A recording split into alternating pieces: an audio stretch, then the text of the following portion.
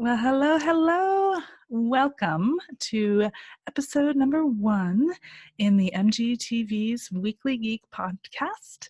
My name is Deborah Leese, and I am a super geek on anything microbiome, health-related medicine, natural medicine, herbal medicine, Ayurveda, Chinese medicine, you name it, super geek. So this podcast, I just want to reach out and share my thoughts for the new year, 2020. And so I've always joked that 2020 is vision, the year of clear vision. Like I've been saying that for a long time. And I have a feeling that that's really put a lot of pressure on a lot of people to figure it out. 2020, my goodness. I've also saw that as an entrepreneur and being part of some amazing masterminds with incredible women, we're all just scrambling to do our to-do list, right? And so I have a fabulous business coach, and I have a giant board where I'm putting down every plan for 2020. I don't know if you're doing this, but it's like every little thing, like when I'm going to have my digital course out, when I'm going to do my workshops, my retreats. So everything is planned out to the T. And as I was doing all of this, I was realizing that I kind of feel like I need a to-be list. We are working so hard on the to-do that we're forgetting what it is that we want to be. And so I just want to put it out there that and maybe you've already done this, but to shift our thinking. And I put together my to-be list, and it's really just 4 things. And the first one is to be authentic. I don't know about you, but I have felt that I'm not always living in my truth. Being a busy entrepreneur and a mother, supporting a family, trying to pay back student loans, you name it, right? We all have expenses and we're all busy. And really, what are we doing to be authentic in ourselves? And as I've gotten into this new chapter of my life where I am in what I call my soul chapter, because I'm in my midlife, is that when I was younger, I was always looking for the next thing, like when am I going to succeed?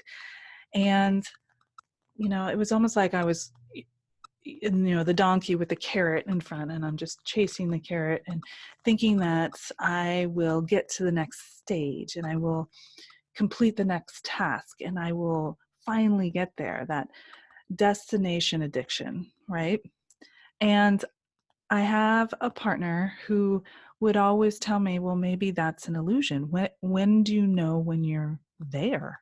When will you know when you're there? And so living for the next thing and working towards the next thing, having that anxiety for the next thing, I wasn't really living for the now. And I wasn't being fully authentic. I was presenting myself as what I thought other people would want from me to succeed, to be the practitioner that they want, the friend that they want, the coworker that they want. And I'm learning now with my new chapter, my soul chapter, is that all that busy work, what have I done for my soul? Because in the second phase of life, they say when you get to the end, you wonder, what have you done to feed your soul, right? I mean, this is what people, when they do shaman work, they really get to the place where they get rid of ego. And the whole first part of life is we're building ego. And now when we're in, at least me, when I'm in my second phase, I'm like, oh, what have I done for my soul that my soul is fed? And so I am restructuring to really live that authentic life, because we all wear these masks, especially now with social media and, especially me being on video and putting myself out there. I told myself I would share and share all that I've learned. And here I am putting myself out there. And that's being authentic. But I also need to remind myself to take off the mask. It's not about ego. It's not about having 1,000 letters behind my name. It's about my own personal journey and the wisdom that I have acquired, and sharing that and being true to that. So not only can I help others and my family, but I can feel like I live that authentic life. Being authentic. Number one. Number two is to be fearless. That's number two on my to be list. And it really comes down to, and I don't know if you feel this way, but we all have a fear of failure. And I have failed many times. I've failed and succeeded many times in my life and in my businesses. And every time I fail, I learn and then I reflect. And I realize that I actually succeeded in many ways as part of that process of failing.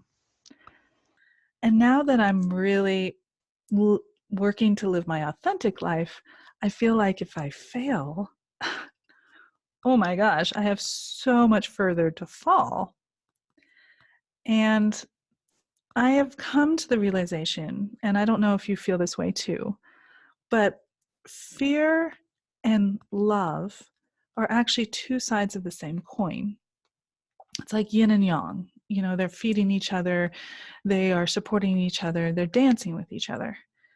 And there are so many times when we fall into the fear place. And if we just remember the other side of the coin, we can pull ourselves up into that love space. And so I feel once fearlessness, being fearless, is also being full of love and acceptance and realizing that I'm only human and I'm going to fail and I'm going to fall, and just to caress myself, like as a mother would love their child when they fall, and kiss their boo-boo and take care of them. That's what I need to do. And to me, that's the only way to be truly fearless, is to accept that I'm going to fail and love myself for that.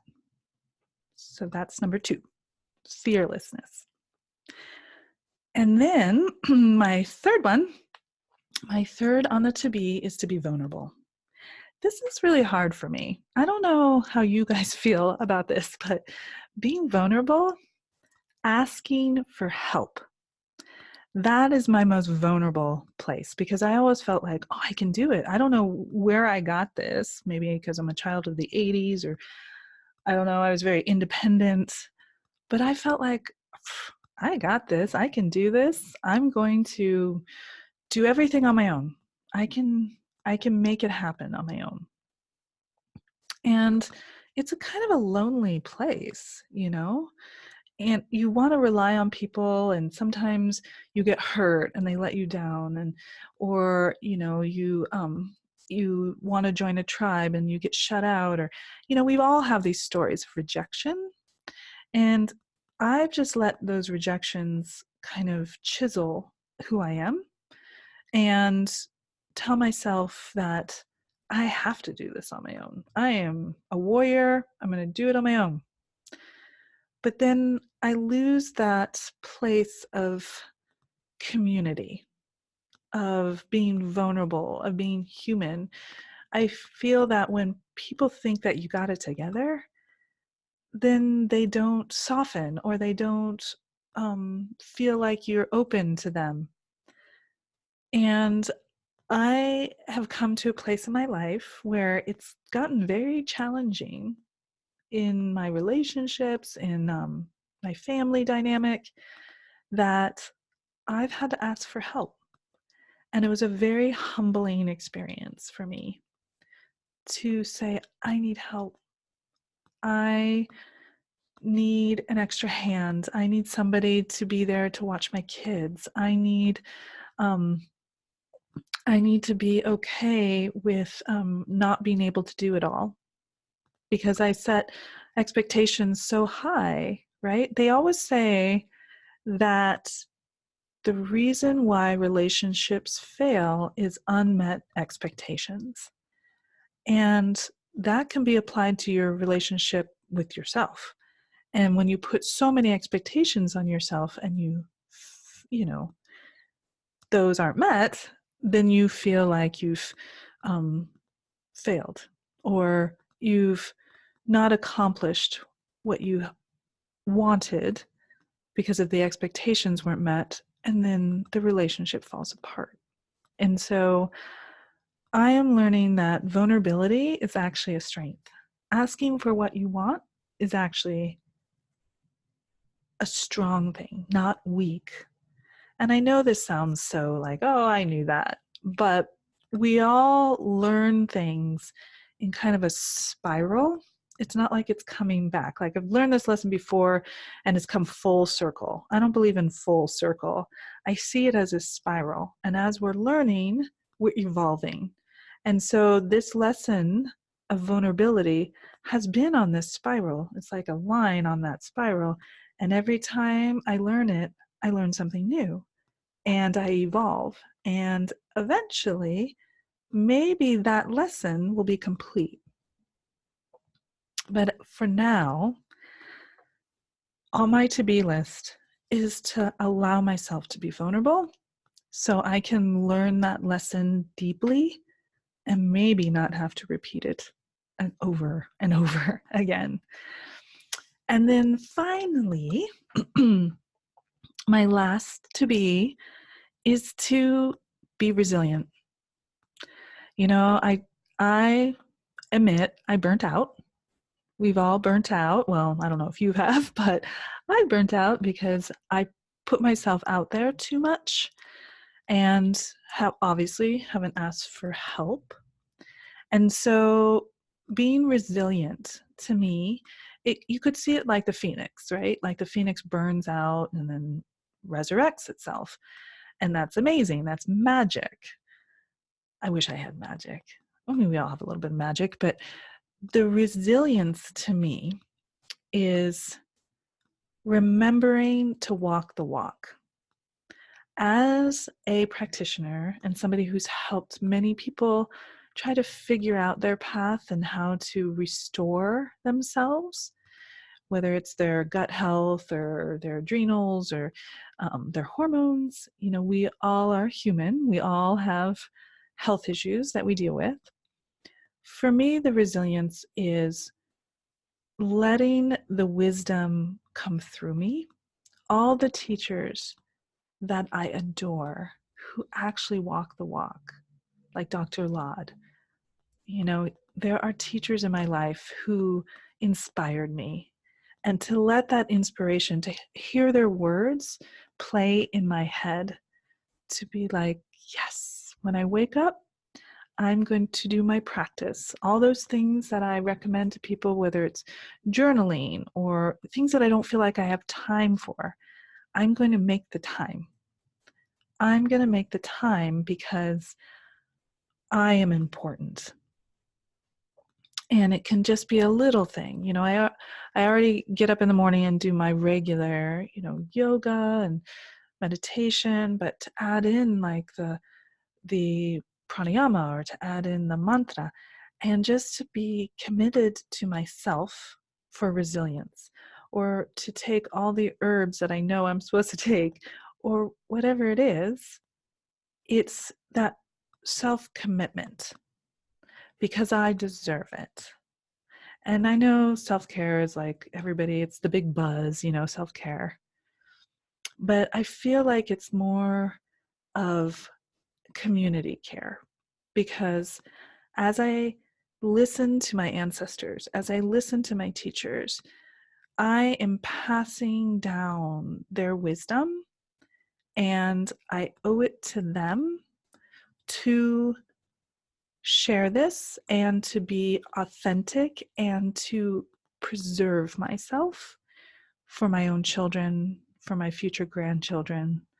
And so that resilience is really about self-preservation and preservation of the planet, of the humans that I adore and those that I'm still going to meet. And the resilience, too, I feel comes to caring for your environment, caring for your external environment as well as your internal environment. And so that is my other to be, is resilience. So I just wanted to share that a to be list to me can be as short as possible, 4 things, 3 things, 2 things. I think that should be added to everybody's to-do list because obviously we are human beings, not just human doings. And I feel like we need to remember our why. And this might help.